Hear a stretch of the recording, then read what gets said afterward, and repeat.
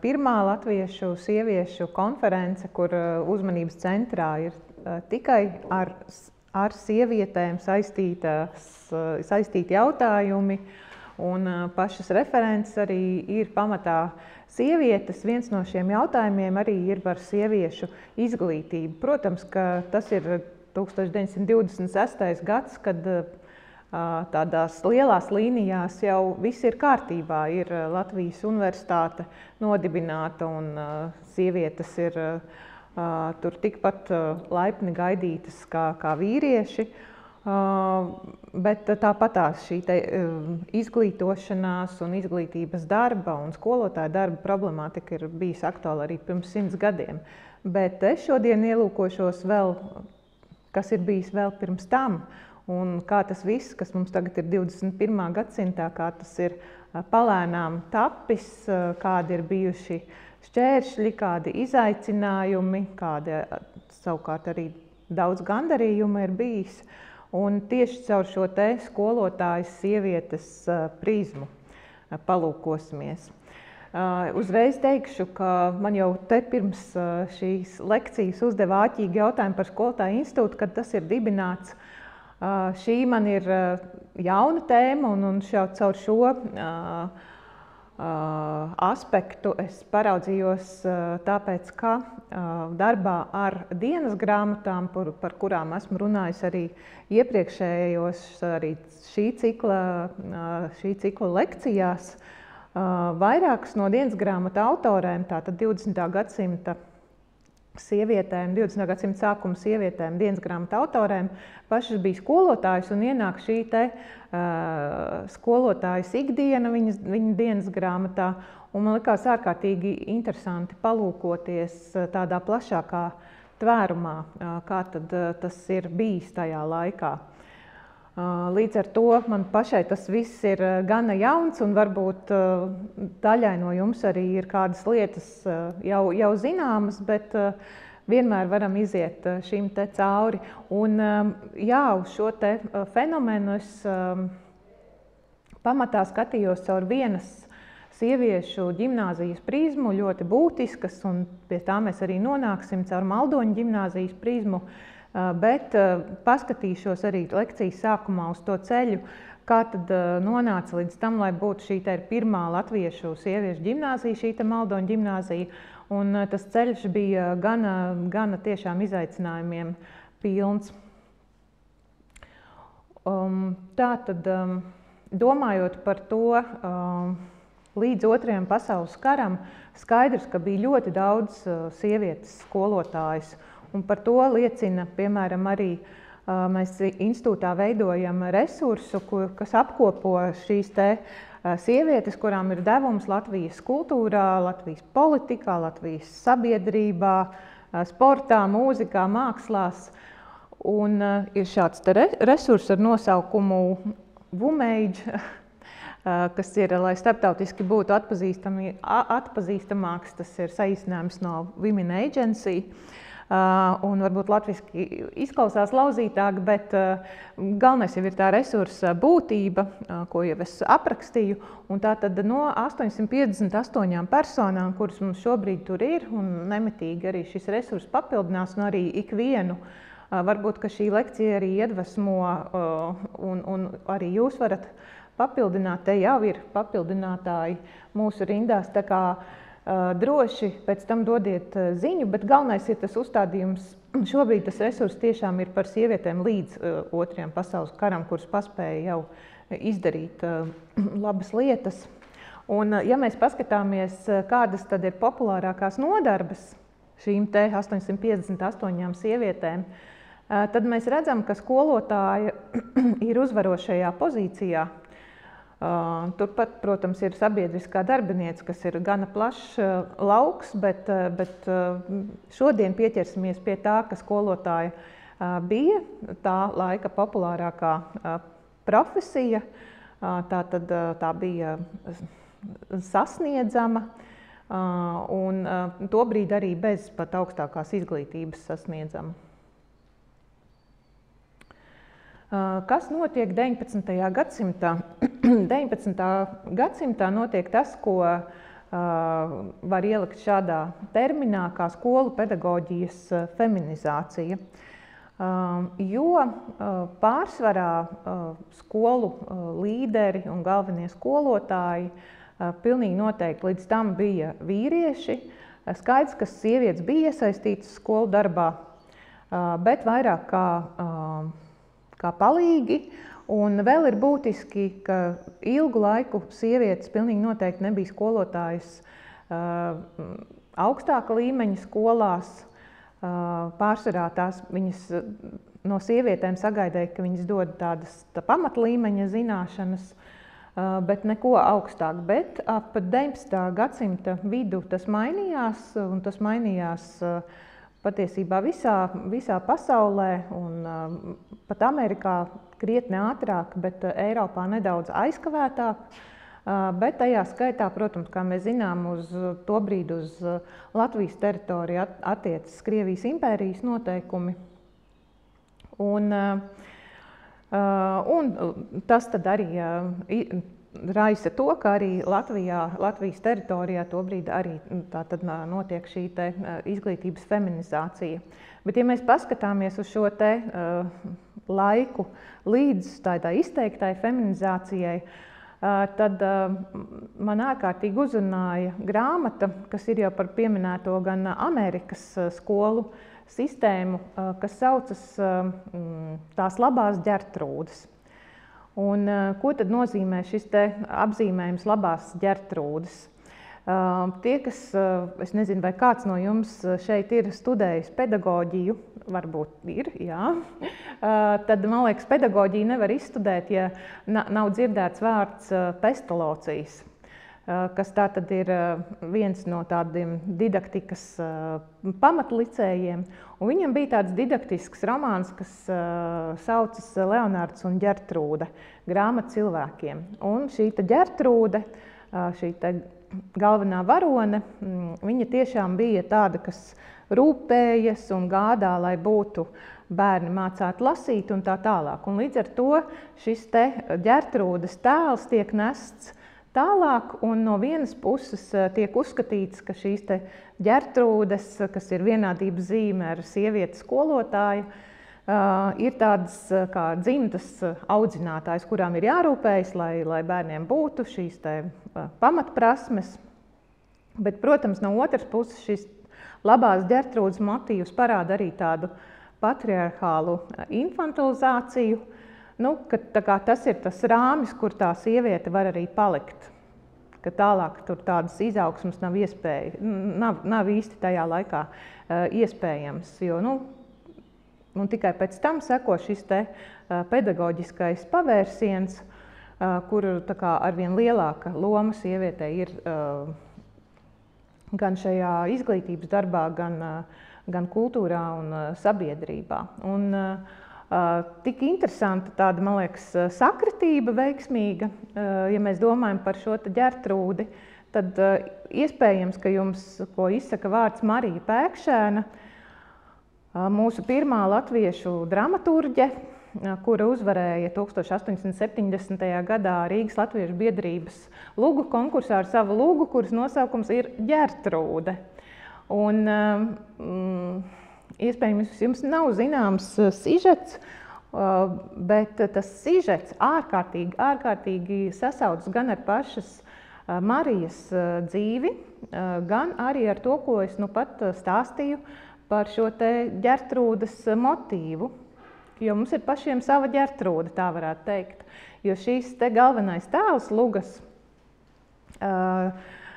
Ģertrūde principā diezgan autobiogrāfiski atspoguļo pašu Marijas Pēkšēnas dzīvi.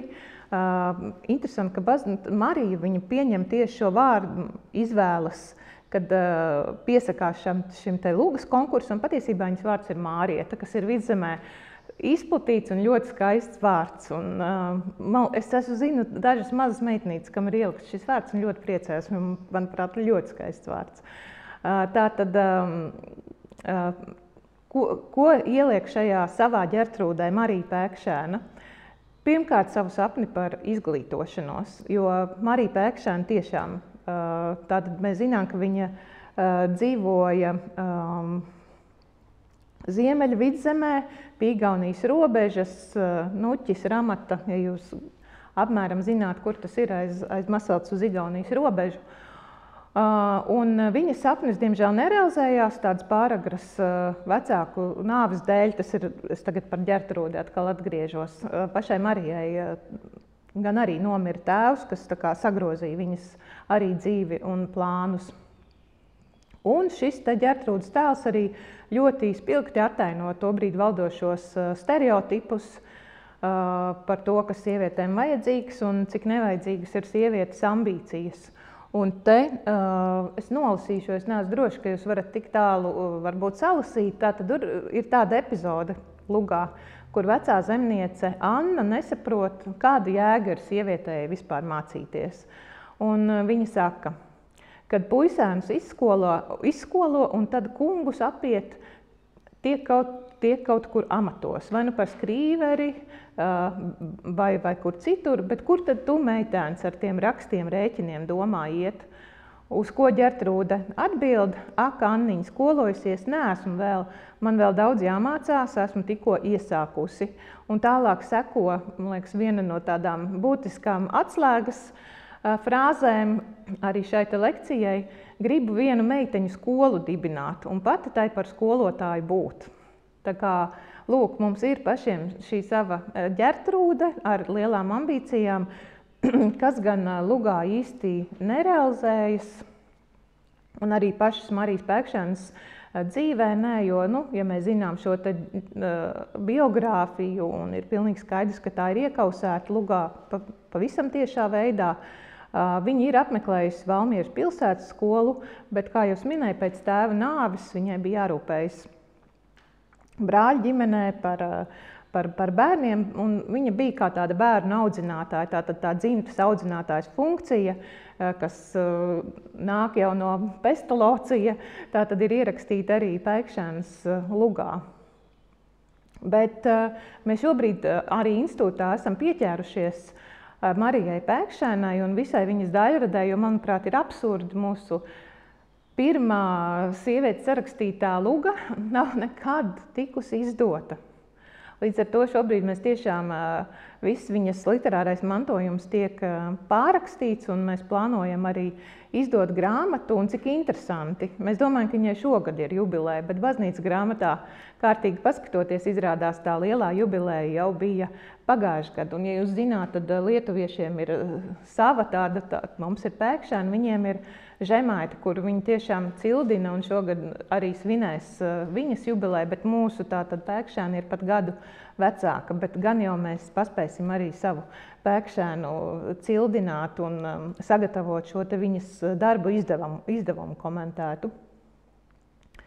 Protams, Pēkšēna nav vienīgā, kas tajā laikā runā par izglītošanās nepieciešamību un problemātiku, un kas vēl interesanti atgriežoties pie Lugas, uzvarēja konkursā 70. gadā, bet uzvesta, pārsvarā šīs te Lugas, kas uzvarēja, uzreiz arī uzveda.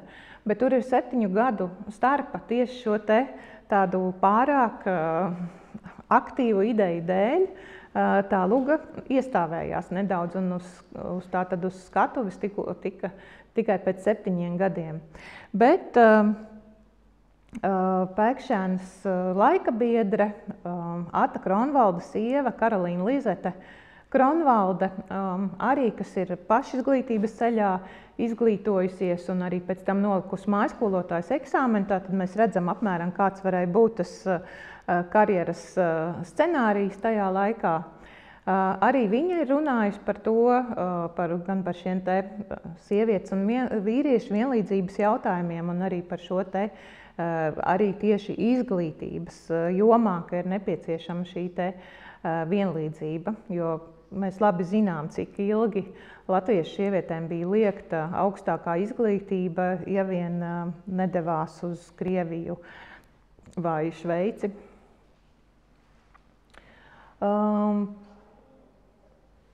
Un tad vēlreiz tā kā kopsavilkot par šo te izglītības feminizāciju, Tas, ko es jau minēju, ka gadsimta vidū, tāda 19. gadsimta vidū notiek šīs te izmaiņas un tā izglītības sistēma paplašinās savā veidā. Īpaši pēc 1870. gada tieši arī Krievijas impērijā, kad pieņem tādu lēmumu par to, ka ir jādibina arī tieši sieviešu ģimnāzijas. Tātad šis jau ir tāds augstāks līmenis nekā pagastskolas vai tautskolas ģimnāzijas, jau tas ir tāds tiešām solis pirms universitātes. Un tā kā arī ir arvien lielāks pieprasījums pēc skolotājiem, tad skaidrs paceļas arī jautājums par sieviešu nodarbināšanu, un tas tiek dažādas problēmas, mēs arī vēl pieskārsimies tam. Bet viena no tām, protams, ka sievietes arvien ir bijis lētāks un pakļāvīgāks darba spēks. Tas arī šajā sfērā pilnīgi noteikti parādās, tas tiek atzīts, par to tiek arī diskutēts, par šo, ka sievietēm tiek maksāts mazāk. Bet tur tā problēma ir tā, ka, protams, ka sieviete pārsvarā tiek redzēta šajā mājas dzīves rāmī. Un šī viņas publiskā puse, ja viņa nav kādas dišciltīga, tad tā nemaz netiek īsti pieļauta. Un līdz ar to rodas šī problemātika. Ja sieviete iet klasē, tā kļūst par tādu publisku nodarbošanos, par publisku lomu. Un līdz ar to tiek veidots šis stereotips, ka sievietei tā ir tāda dabiska funkcija būt par audzinātāju. Līdz ar to tas īsti nav tāds publisks darbs, bet tas ir vienkārši kā tāds skola, kā ģimenes turpinājums. Savā ziņā jau tas ir, un droši vien tas jau arī šodien, es domāju, tās runas skolas izlaidumos, jā, ka skolas kā otrās mājas un tā tālāk, un skolotājs kā otrā mamma. Tas droši vien šis stereotips, iespējams, ka tas ir arī tā tas ir, bet vienkārši tajā laikā tas tiek attaisnots par šo publisko darbu, ka vienkārši šī dabiskā audzinātājas funkcija sievietei piemīt un līdz ar to viņa var darboties. Bet, protams, ka skolotājs darbs dod arī bonusus pašai skolotājai, jo viņa ir finansiāli neatkarīgāka. Viņai ir arī iespēja mobilitātei, tātad viņa var doties būt par skolotāju arī ārpus sava pagasta, savas kaut kādas vēl lielākas struktūras ģeogrāfiskās robežām. Un tā ir savā ziņā arī iespēja izkļūt no it kā nolemtās šīs sievas un mātes lomas, ka viņa var būt kas vairāk. Un daudzējādā ziņā šī skolotājas profesija daudzām kļūst arī par tādu radošu izpausmi, piepildījumu, tādu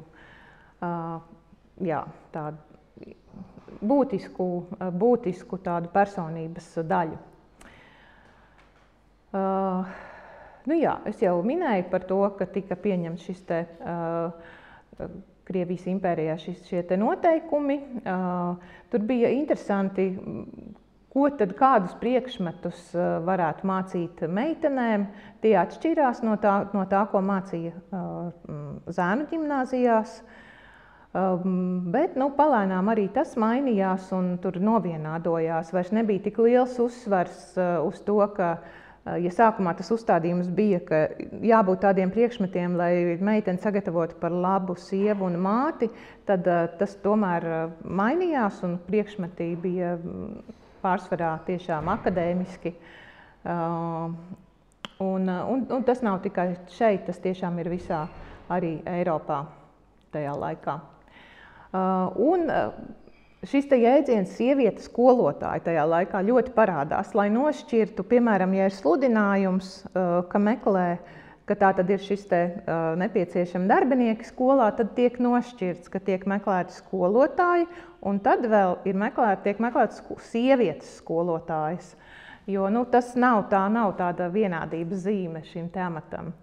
Un tad seko, protams, ka šai sievietei skolotājai tad ir īpašākas prasības. Tur ir dažādos laikos bijis dažādi šie ierobežojumi. Piemēram, ka nevarēja, ja bija precēts skolotājs vai neprecēts skolotājs, tad attiecīgi bija jābūt pretī vai lai nebūtu kaut kādas saduras nepareizas. Tātad, ja ir precēts skolotājs, tad nevarētu būt neprecēta sieviete skolotāja un otrādi. Un tāpat arī kaut kādi vecuma ierobežojumi, diskusijas par to, ka sieviete skolotāja varētu būt pēc 21 gada vecuma, jo līdz tam viņa ir pārāk jauna un pārāk, jo tie skolēni bieži vien, protams, bija tajā pašā vecumā. Jautājumi, kas droši vien ir bijuši aktuāli ļoti, ļoti ilgu laiku, bet tie tā tad jau, kā mēs redzam, arī kaut vai pašā 20. gadsimta sākumā ir ļoti būtiski. Un man šajā rakstā ļoti patīk šī frāze, ka vairs nav šaubu par to, ka sieviete spējīga garīgi sazināties ar vīrieti. Tā tad ir kaut kāda šī pakāpe sasniegta, ka atzīst, ka tātad sievietes šīs arī garīgās spējas ir pietiekami augstas. Labi. Šeit arī ir piemērs par to skolotāju pieņemšanas kārtības izmaiņām, par šo minimālo, tas, ko es minēju pēc tā 21 gada vecuma, un pārsvarā tajās skolās, kur jau ir pieredzējuši vīrieši skolotāji. Un aktualizēt šis zemāka atalgojuma jautājums. Tā kā šie vienkārši piemēri, ka tas, ko es runāju, tas tiešām tā laika presē arī tiek aktualizēts. Jā, bet līdzās tam, ka tiešām tur varētu ļoti daudz izvērst, jo tiešām ir dažādi līmeņa skolas, bet tas, kas mani interesē, ir šīs privāta ģimnāzijas, jo tas tiešām ir tas augstākais solis, tam brīžam arī sievietēm sasniedzamais. Un īpaši šīs latviešu privāta ģimnāzijas, kas ir 20. gadsimta sākumā, pārsvarā tiek dibinātas. Un ir skolu vēsturnieks tāds Andrejs Vičs, kuram ir 20. 30. gados tādi lieli monogrāfiski darbi vairākos sējumos par Latvijas skolu vēsturi. Un man liekas, ka tas precīzākais, ko viņš ir pateicis par šīm latviešu privāta ģimnāzijām, ka tām bija ļoti liela loma tā laika tajā vāciskajā un krieviskajā skolu sistēmā, kas paralēli pastāvēja. Latvijas teritorijā bija gan šīs vācu ģimnāzijas, gan krievu ģimnāzijas, ka šīm privāta ģimnāzijām bija ļoti liela loma tieši latviešu nacionālās izglītības veicināšanā. Bet, lai rastos arī tādas jaunas skolotājas, kas strādātu šajās latviešu privāta ģimnāzijās, liela loma, protams, ir arī šīm krievu un vācu ģimnāzijām. Te es gribu izcelt, piemēram, Rīgas Lomonosovas sieviešu ģimnāziju, jo no turienes ir nākusi virkne gan, kuras pēc tam pastāstīšu par šo Maldoņu ģimnāziju, skolotājs, gan kopumā, tur, ja var salasīt apakšā, tur ir gan rakstniece Ivanda Kāja, tur ir skolojusies, Maldoņu skolas sakarā būs būtiska, gan Marija Eglīte, gan Marija Dārziņa, tāpat valodniece Elza Ābele. Arī Natālija Draudziņa, kurai mēs arī pēc brīža paskatīsimies uz viņas darbu. Tā kā tur ir ik pa gadam, ik pa kādai latviešu sievietei ir beiguši šo Lomonosovas sieviešu ģimnāziju, kur varēja iegūt tiesības būt par skolotāju. Lūk, arī Natālija Draudziņa visā savā krāšņumā. Viņa ir viena no tādām cēlmlauzēm, pilnīgi noteikti. Viņa ļoti apņēmīgi, viņa pabeidza, šķiet, 80. gadā viņa pabeidza pat pieminēto šo Lomonosovu ģimnāziju. Viņai bija skaidrs, ka viņa grib turpināt darbu tieši šajā izglītības jomā un ka viņa grib arī šo savu skolu. Un viņai bija patiesībā ļoti liels atbalsts. Pirmo skolu viņa tātad dibināja Jelgavā, 4 klašu meiteņu skolu, jeb proģimnāziju. Un viņai ļoti palīdzēja Jelgavas latviešu inteliģences pārstāvi, kā piemēram advokāts Andrejs Stērste. Un tad jau pēc laika viņa pārgāja uz Rīgu, un arī tur bija šī četrklasīgā ģimnāzija, kas atradās 3 istabu dzīvoklī, lai mēs varam iztēloties tās sākumā, kā tās skolas apmēram izskatījās, tātad Krišāņa barona un Lačplēša ielas stūrī. Un tur 69 meitenes uzsāka mācības. Līdz ar to tur bija diezgan saspiesti, bet tad skola vēl vairākas reizes mainīja vietu līdz. Bet tikai 1910. gadā, tātad pēc Eižena Laubes projekta, tika uzbūvēta tā ēka, ko mēs zinām šobrīd kā Natālijas draudziņas ģimnāziju. Vismaz tajā vietā viņi ir, es īsti nezinu, iespējams tā ēka ir mainījusi savu izskatu. Tad vēl viena latviešu sieviete, kas ir minama kā ģimnāzijas vadītāja, pilnīgi noteikti ir Anna Rūmaņa-Ķeniņa, kas jau mūsu lekciju ciklā ir vairāk kārt tikusi izcelta un domāju, ka arī tiks vēl izcelta vēl nākamajā šajā te pusgadā. Jo viņas devums ir ārkārtīgi plašs, bet tieši šajā 20. gadsimta sākumā, pirms visām viņas starptautiskajām aktivitātēm, viņa kopā ar vīru tātad dibina ģimnāziju, un tā ir tā meiteņu skola Rīgā, un redzam, ka jau iepriekš, ka viņa ir jau arī bijusi vēl pirms Rīgas, viņa ir bijusi Rīgā visas skolas, tieši tā. Viņa ir strādājusi skolā vēl pirms tam. Un labi zinām Tērbats ielā šo te Ķeniņu ģimnāzijas namu, tātad, bet tur arī ir bijis tātad iepriekš vēl skolas citās vietās, un tad arī Rīgas Latviešu biedrības namā ir. Un tad tikai skaitam pieaugot arī tātad pārvērš par tādu nopietnu meiteņu ģimnāziju. Un tur ir strādājuši, arī visās tajās latviešu ģimnāzijās ir tā laika tāds kultūras un izglītības zieds strādājis, līdz ar to te arī daži uzvārdi. Un, protams, ka šie te, kā Emīls Dārziņš, viņš ir arī Maldoņa ģimnāzijā paspējis pastrādāt. Tā kā, viņi tur arī rotē pa tām skolām. Tad vēl droši vien pie šai vietai būtiskāk un tuvāk ir nekā tās Rīgas ģimnāzijas. Pilnīgi noteikti ir Kristīnas Apkalnes ģimnāzija. Un tātad sākumā Apkalne līdz No gadsimta sākuma līdz 7. gadam viņai bija Cesvainē otrās šķiras meiteņu skola. Tātad tas nozīmē, otrās šķiras nozīmē, ka tur nav tā augstākā 8. klase, kurā var kļūt par skolotāju. Bet pēc tam viņai bija tātad Cēsīs, es gan nezinu, kas ir šobrīd Raunas ielā 7, bet līdz 16. gadam tur tātad atradās Apkalnes ģimnāzija. Un ārkārtīgi mīlēta. Viņa ir bijusi kā skolas direktora un skolotāja. Viņa, diemžēl, pavisam nelāga negadījuma dēļ aiziet pāragri mūžībā. Un šeit, piemēram, ir,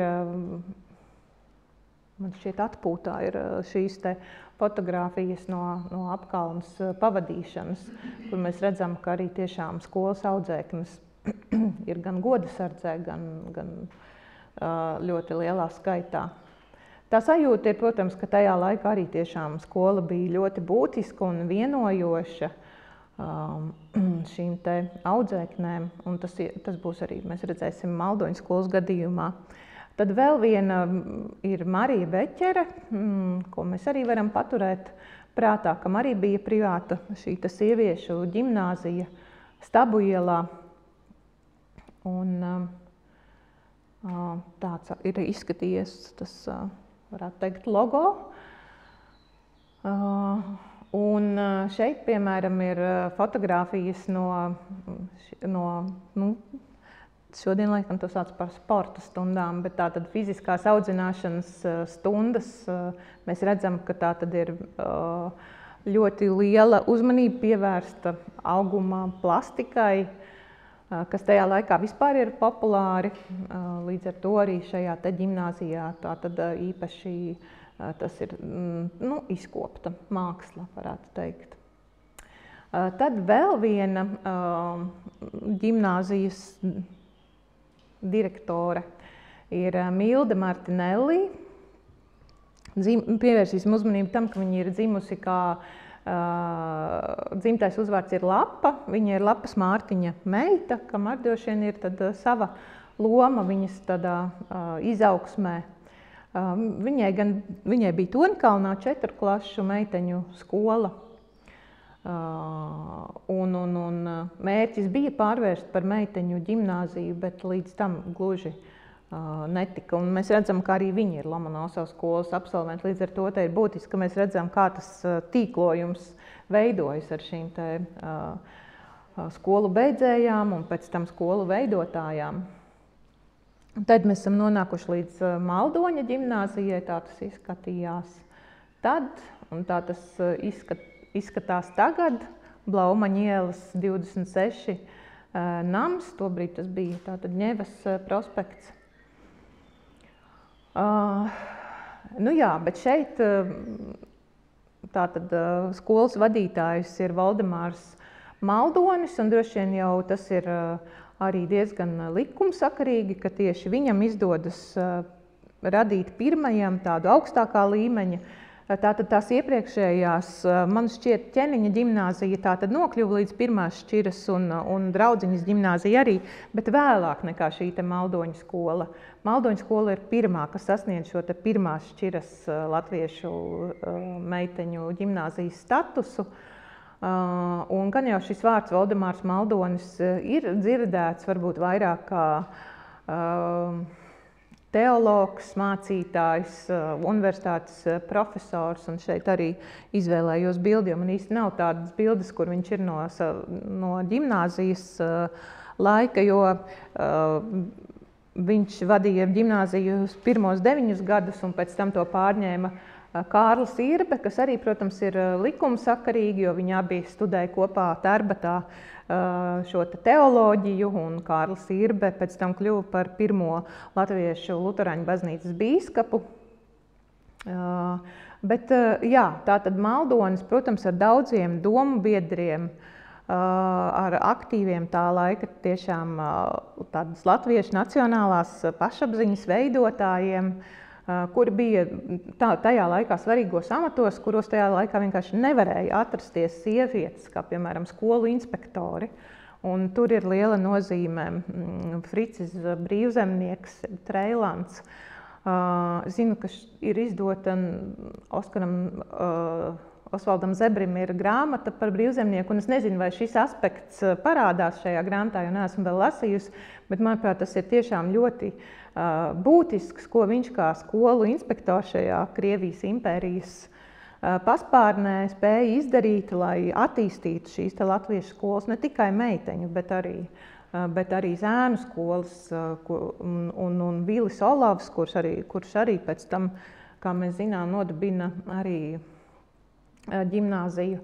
Tā kā tur ir tāds pulciņš, kas tiešām apņēmīgi strādā, lai izveidotu, jo viņi saprot, ka ir jau labas lietas, ko dod Lomonosova, Tailovas vai vēl kādas citas ģimnāzijas, bet ka ir vajadzīga šī te latviešu ģimnāzija. Te ir pavisam īsts ieskats viņa biogrāfijas, jau galveno pieminēja gan Tērbats universitāti, to, ka viņš paspēja būt arī skolotājs, tātad viņam šis viss bija pazīstams. Tas, ko viņš ļoti vēlējās panākt arī savā ģimnāzijā, ir ieviest latviešu valodu un literatūru kā obligātus priekšmetus. Jāatzīst, līdz pat 1907. gadam absolūti bezcerīgi. Tas tika visu laiku atteikts. Bet ģimnāzijas beigu posmā tur bija arī, bet tad viņš vairs nebija vadītājs. Tātad, ko nozīmē šī pirmās šķiras sieviešu vai meiteņu ģimnāzija? Tur dažādi arī nosaukumi pašai Maldoņu ģimnāzijai bijuši. Tātad pamatā ir 7 klases, 8. klase ir tieši, lai iegūtu šo pedagoģijas diplomu un ar specializāciju. Un varēja specializēties tātad gan valodās, franču, vācu, krievu, varēja specializēties matemātikā, ģeogrāfijā. Nu jā, tie, man liekas, ir tie pamatpriekšmeti, kuros varēja specializēties. Nu jā, un šī Maldoņu ģimnāzija tika atvērta tiešām ar lielu pompu. Bija milzīga atsaucība no latviešiem. Uzreiz tika pieteikts 200 meitenes. Vecāki bija gatavi dot līdzmaksājumu, kas, protams, bija ļoti būtiski, jo tajā laikā tāda valsts jau tāda īsti nav, nebija tāda atbalsta, jo tā tiešām bija kā privāta ģimnāzija. Līdz ar to vecāku atbalsts bija ļoti būtisks. Un paša Maldoņa tas mērķis, ko viņš arī tātad definējuši tajā atklāšanā, ir, ka katrā skolniecē tātad viņa vēlme ir izaudzināt šķīstu sirdi un modināt jaunu garu, kas tam laikam ir tādi skaļi un skaisti vārdi. Un tātad sākumā bija tā, ka šī 8. klase īsti nevarēja funkcionēt, jo nebija līdz galam atzīts, ka var piešķirt šo pedagoģisko diplomu. Līdz ar to tās, kas pabeidz 8. klasi, viņam bija, piemēram, Lomonosova ģimnāzijā jānokārto tas gala eksāmens, lai dabūtu šo diplomu. Bet ar laiku tas tā tad arī atrisinājās un tika pielīdzināta pilnībā šī ģimnāzija. Tas deva, protams, iespējas tālāk šīm sievietēm ar diplomu iestāties vai nu Maskavā augstākos sieviešu kursos vai vēl kur citur. Un atkal, jā, skolotāju vidū, protams, daudz visādas pazīstamas personības, un pēc tam arī ģimnāzijas šīs beidzējas atminas, ko ir devuši gan skolotāji tur zīmēšanā, gan mūzikā. Kaut vai atcerēsimies, viena no Maldoņu skolas beidzējām, kuras tālāk tā īpaši neizcels, vienkārši šeit piesaukšu, ir Annija Vītola, kuru ar Jāzepu Vītolu, viņas tātad vēlāk vīru, saveda kopā tieši būšana Maldoņu ģimnāzijā. Tā kā tur ir daudz dažādu šādu piemēru, jo Annija bija ļoti muzikāli talantīga, viņa arī pēc tam mācījās Pēterburgā.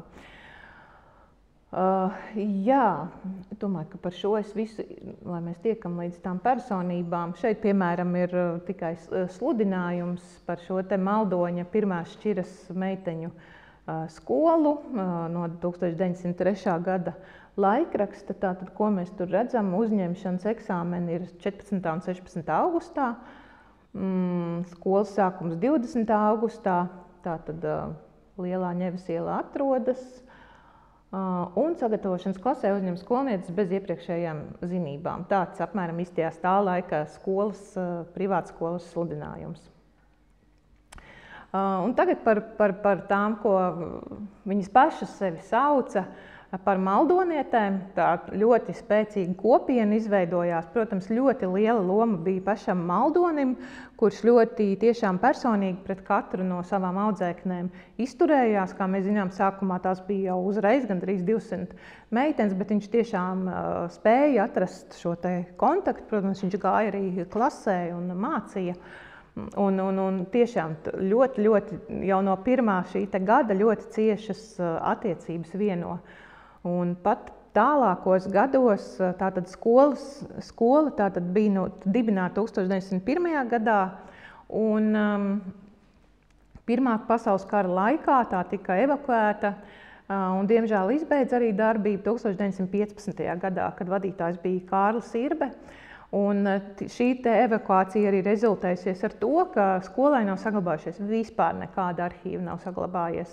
Līdz ar to no mazām drumstalām, no preses, no šīm biogrāfiskām ziņām ir jākonstruē tik būtiska skolas darbība, jo tajā Latvijas vēstures arhīvā tur ir laikam kādi 2 dokumenti, kas patiesībā ir ienākuši no universitātes arhīva, kas ir beigšanas diplomi, bet nekādu ziņu par skolas darbību nav. Līdz ar to tā visa šobrīd ir tāda rekonstrukcija bez reālas dokumentācijas, jo citām skolām ir tur tiešām kvītis un viss kaut kas, bet šai skolai nav. Tā tad, atgriežoties pie tā paša resursa, jau ko es sākumā pieminēju par sieviešu vēsturi, tad ir 63 personas, kam ir bijusi saistība ar Maldoņu ģimnāziju. Protams, ka viņu varētu būt daudz vairāk, jo tur ir apmēram 500 šīs te beidzējas, un noteikti daļa vēl būtu pelnījuši atrasties šajā te datubāzē. Līdz ar to te var pārskriet ātri, jo, protams, ka visām nevarēšu šeit uzmanību veltīt, bet, jo es koncentrēšos tikai uz tām, kam tiešām ir pēc tam arī šis te pedagoģiskais darbs, bet, beidzējs tur ir gan diplomātijā strādājušas, gan mākslās dažādās, tiešām dažādi. Un tas, ko es gribēju teikt par to kopienu, ka tātad kaut 15. gadā darbība izbeidza, viņas regulāri pulcējās. Un skaidrs, ka iespējams, ka arī Latvijā pēc Otrā pasaules kara bija kāda kopiena, bet mēs redzam, ka arī savukārt tās, kas izbrauca no Latvijas pēc Otrā pasaules kara, tātad uz brīvo Eiropu un uz Ameriku vai Austrāliju, viņām arī bija šis te maldoniešu kopienas sajūta, un viņas satikās un pārunāja. Tā kā tas ļoti, ļoti spēcīgi. Es ceru, ka jums arī ir tādas skolas, kur jūs jūtat to kopienas sajūtu joprojām. Un, protams, ka ir ļoti dažādi šie te atmiņu stāsti, kā nokļūst šajās te, kā nokļuva Maldoņa ģimnāzijā. Man te kaut kas ir sagājis kopā, bet tā labā ziņa ir, lai jums nav viss jālasa. Ir tā, ka es jums beigās parādīšu, ka rudenī jūs tiksiet pie grāmatas, kur jūs par to varēsiet lasīt. Tā kā varat īpaši neiespringts, arī netērēšu laiku, lai šo te lasītu, labāk parādīšu šīs te sejas, lai jūs apmēram atpazītu. Viena no skolotājām, varbūt iepriekšējā slaidā, jā, bet šis ir būtisks citāts, tikai īsi. Tātad ir dažas autobiogrāfiskas grāmatas, kur šī te Maldoņa ģimnāzija ir vairāk pieminēta. Viena no tām ir Pauls Jēgers Freimans, kas bija teātra kritiķe pēc tam, bet arī ilgu laiku skolotājs, viņu vēlāk arī pieminēšu. Tātad viņai ir, caur viņas grāmatu lielā mērā var restaurēt šo te Maldoņu skolas darbību, bet, protams, tā ir tāda ļoti subjektīva prizma. Bet tajā pašā ārkārtīgi noderīga, jo mēs redzam gan šo te Maldoņu personību, kurš ņēma vērā, ka, piemēram, ir meitene no nabadzīgākas ģimenes un piedāvāja samazināt vai pat vispār atcelt mācību maksu un daudz citas lietas. Bet šeit ir būtiski tas, ka tā Maldoņa ideja izveidoja ģimnāziju, ka viņš pieņēma skolotājas, pavisam jaunas sievietes, kas tātad pārsvarā bija beiguši jau pieminēto Lomonosovu ģimnāziju, un, kā apraksta Paula Jēgera Freimane, tad, kad Maldonis pats eksaminēja latviešu valodā, viņam asistēja pavisam jauniņā Kautrā Milda Jaunzeme, kas slēpa smaidu, kad meitenes stāstīja par Apsīšu Jēkabu, viņas tēvu. Krievu valodā eksaminēja Maiga Sārta Zeltmate, viegli kā Cielaviņa, kā meitenes vēlāk viņa arī savā starpā saukāja. Marija Stalbova, kas drīz kļuva par Viktoru Eglīšu kundzi. Ģeogrāfiju prasīja maza ņipra labsirdīga skolotāja Martinsona Jaunkundze, dziedonis Edītas Martinsons Eferts māsa. Rēķināšanas pārbaudē Irīda, tas ir Pauls Jēgers Freimanes varone. Principā viņa pati, bet tas ir tā kā autobiogrāfisks romāns. Tā ir Irīda. Sastapās arī ar jauku paziņu Cildenes laido Mariju Deidara Jaunkundzi, kas pirms dažiem gadiem bija jau bijusi viņas skolotāja Torņkalna skolā. Viņa drīz kļuva par Emīlu Dārziņu kundzi. Vācu valodai aicinātā jaunā Luīza Veinberga krāšņoja kā tumšs sarkans rožu zieds pirmā plaukumā. Un tā tālāk viņa skaisti raksturo šīs skolotājas. Un tā tad pieminētā Luīze Veinberga, tā tad vācu valodas skolotāja. Un šeit, piemēram, mēs redzam arī visi labi zinām vārdu Lūcija Garūta, komponiste. Viņas viena šķautne bija arī, ka viņa bija dzejniece. Un šeit ir, piemēram, īss viņas veltījums Luīzei Veinbergai, manai 1. klases audzinātājai. Arī nelasīšu, bet tas tāds vienkārši skaists fakts. Tad savukārt pieminētā skolotāja Leontīna Martinsone, diemžēl ļoti ātri aiziet mūžībā kādas straujas slimības dēļ. Un šeit, piemēram, ir avīzes ziņa Baltijas vēstnesī 1904. gadā. Tātad par viņas atvadām no viņas, kur mēs arī redzam, cik sirsnīgi arī šī skola un skolnieces izvadīšanā piedalās.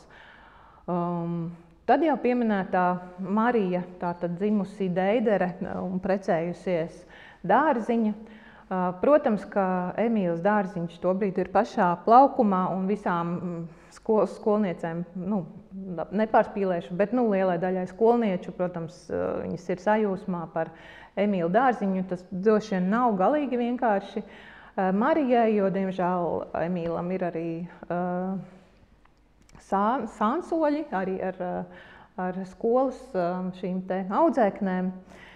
Šeit mēs redzam viņu jaunībā, un tā ir viņas pasas fotografija no 20. gadiem. Tātad tas jau ir pēc Maldoņu ģimnāzijas. Šeit mēs redzam arī jau pēc Emīla Dārziņa nāves ar ģimeni.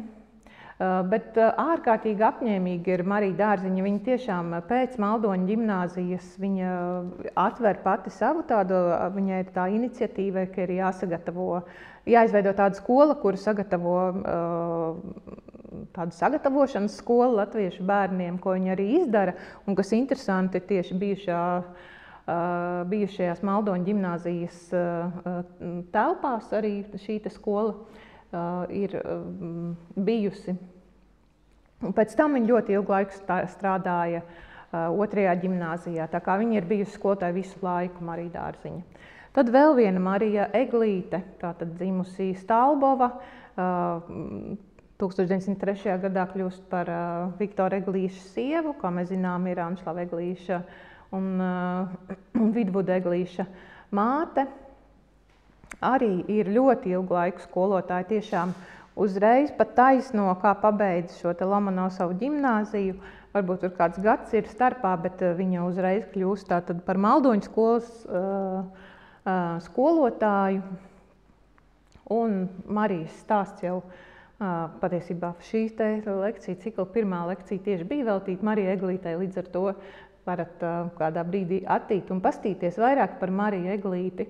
Un, līdz šim man vienīgā fotografija, ko ir izdevies atrast ar Maldoņu skolas skolotāju un skolniecēm, ir tieši ar Mariju Eglīti. Man nav īsti zināms, es kaut kā pieņemu, ka šī fotografija ir jau no tā pēdējiem skolas gadiem, tātad Krievijā. Un Marija Eglīte par šo te savu skolotājas darbu arī raksta dienas grāmatā. Pārsvarā tās gan ir ļoti tādas, ne ļoti, bet diezgan nomācošas rindas par to, ka viņa vēlu atnāk no skolas un ir nogurusi, bet tas, kas paralēli visu laiku urda Mariju Eglīti, ir, ka viņas patiesā vēlme ir kļūt par pianisti. Viņa vēlas skoloties Maskavā un tiešām mūziku studēt, un tas viņu visu laiku nepamet, un viņi it kā cenšas paralēli arī visu laiku saglabāt savu līmeni šajā te muzikālajā jomā, bet mēs redzam, cik tas ir sarežģīti kopā ar šo te ikdienu. Šis ir 2. gads, viņa pat vēl nav precējusies, bet ar katru gadu arvien vairāk tas ir, arvien sarežģītāk šo te sapni saglabāt, un beigās, protams, viņa pilnībā atsakās no sapņa par konservatoriju. Un atkal viņa ir nogurusi, un viņa tā kā reflektē par kādām nesaskaņām ar kolēģiem, par tādiem tīri pat literāriem jautājumiem. Tā kā tas arī interesanti. Tātad vēl viens veids, kā restaurēt, ir caur šiem šī ir viena dienas grāmata, kas ļoti, ļoti arī palīdz paskatīties uz skolu no kaut kāda cita rakursa, nenotik, varbūt no vienas puses rodas tas iespējas tāds ļoti pacelājošs par šo skolu, no otras puses ir šī skolotājas ikdiena un mēģinājums savienot ar saviem sapņiem un pēc tam ar savu ģimenes dzīvi, ar maziem bērniem. Un pēc tam, diemžēl, arī ar šo slimību. Un droši vien, ir savā ziņā dīvaini šeit atrasties, jo šī ir sanatorija, kurā arī Marija ārstējās un arī aizgāja mūžībā.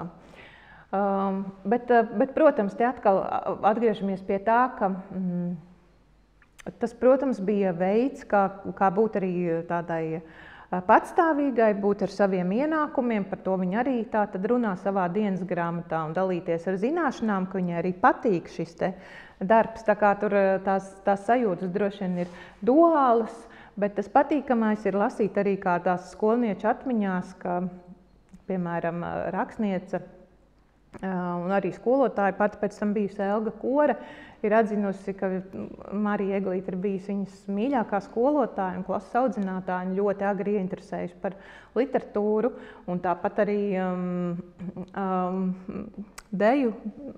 dejotāja Aija Bertrāne, tātad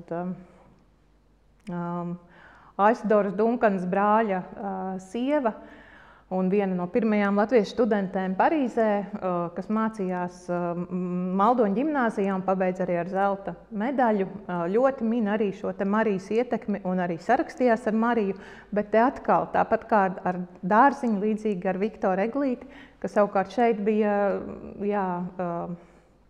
tādas romantiskas attiecības starp Viktoru Eglīti un Aiju Bertrāni.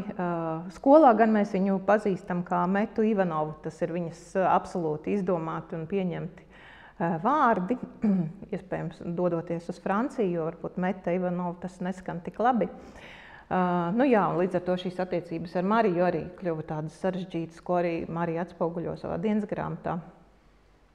Tad vēl gan Maldoņu ģimnāzijas, gan kopumā šīs tā laika izglītības kontekstā būtiska persona ir Alma Klaustiņa, kur strādā šajā ģimnāzijā un arī pati pēc tam nodibināja savu meiteņu ģimnāziju. Bet tas, kas interesanti, ko es minēju par to, ka dokumenti nav saglabājušies, un kas notiek ar šīs jaunās sievietes, kuras, piemēram, 15, kuras ir mācījušās šajā Maldoņu ģimnāzijā, 19. gadā plāno iestāties Latvijas universitātē.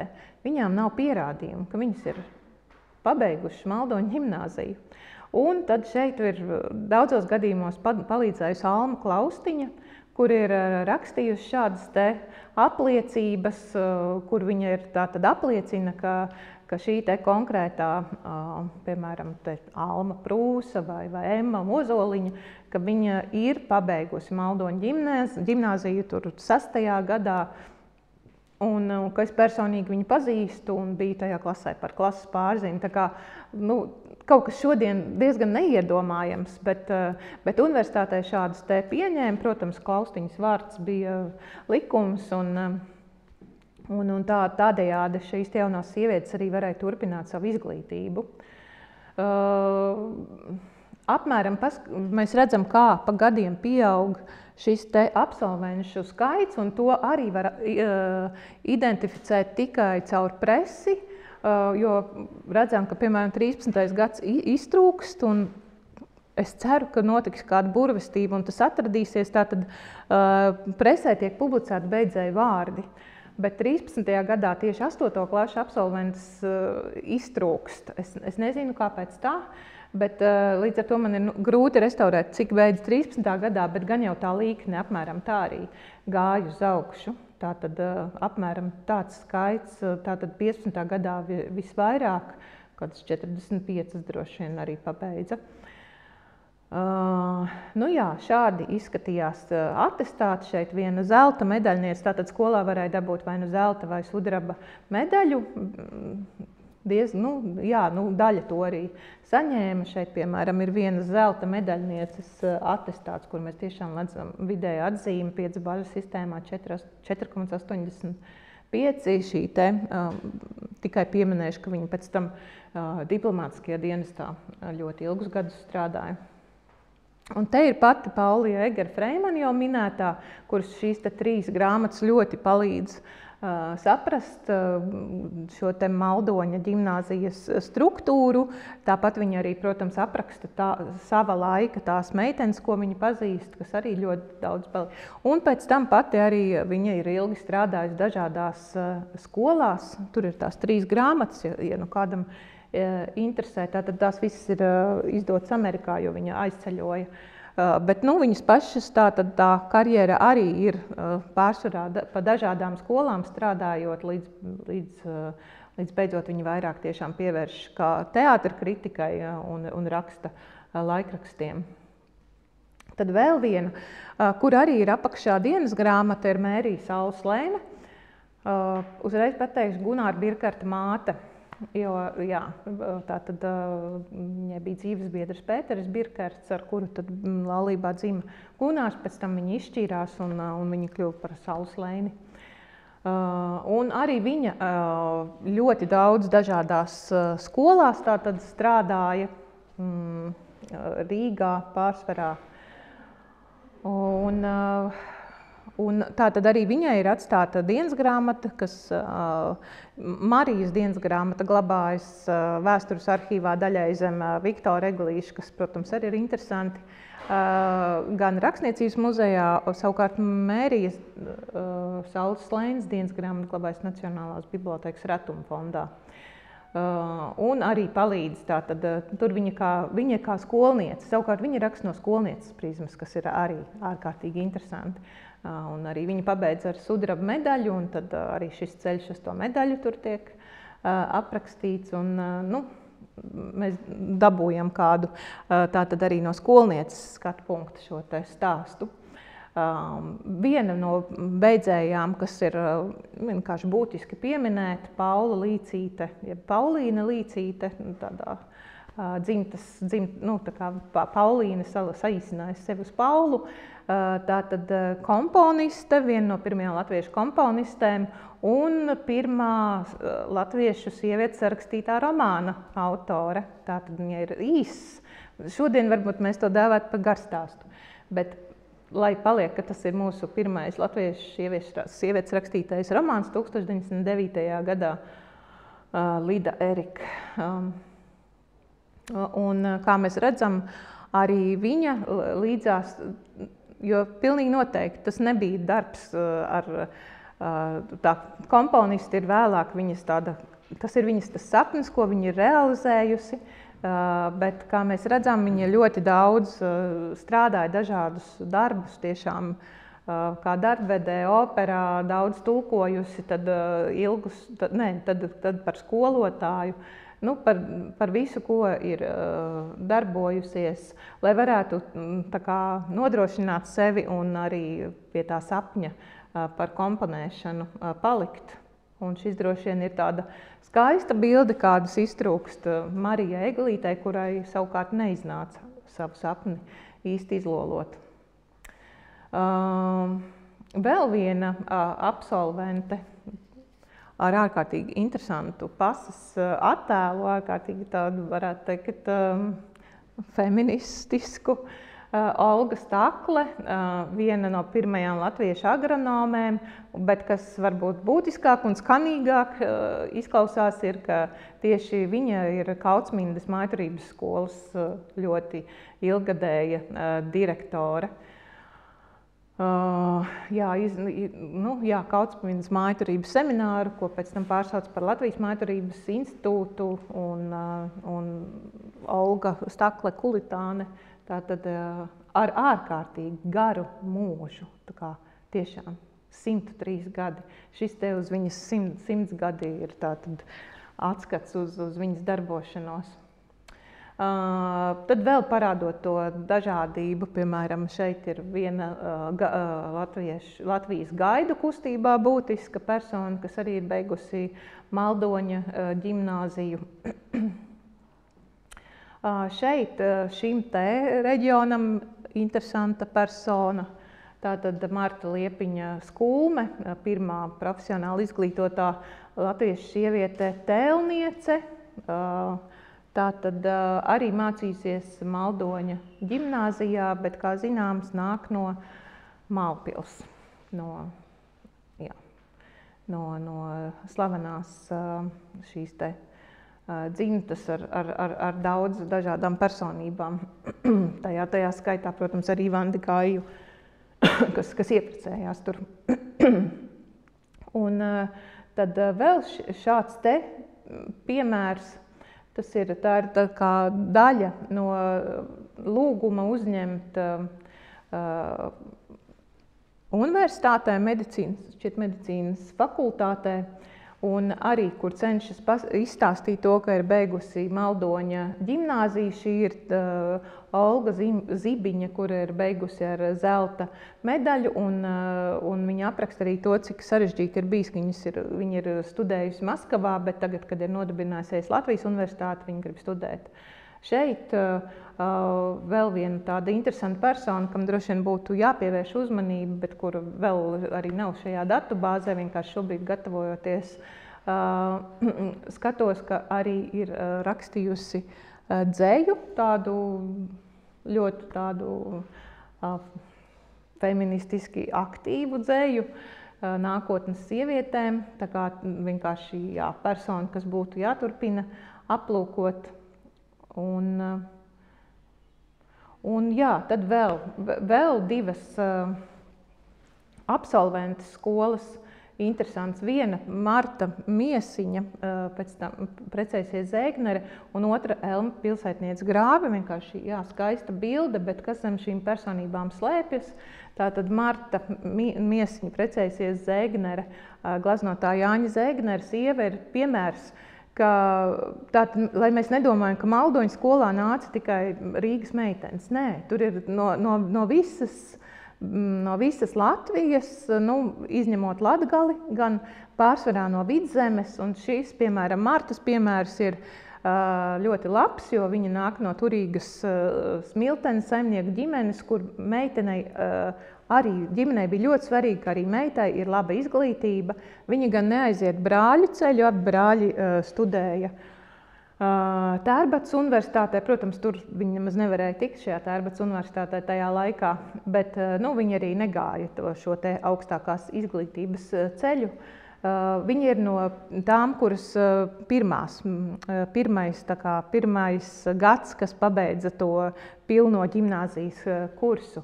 Bet visu savu turpmāko dzīvi viņi saistīja ar skolotājas darbu. Smiltenes valsts ģimnāzijā ļoti ilgi strādājusi. Tā kā šis arī ir ļoti labs tāds piemērs, lai izstāstītu to, ka tiešām no dažādiem reģioniem Maldoņa skolā mācījās tas.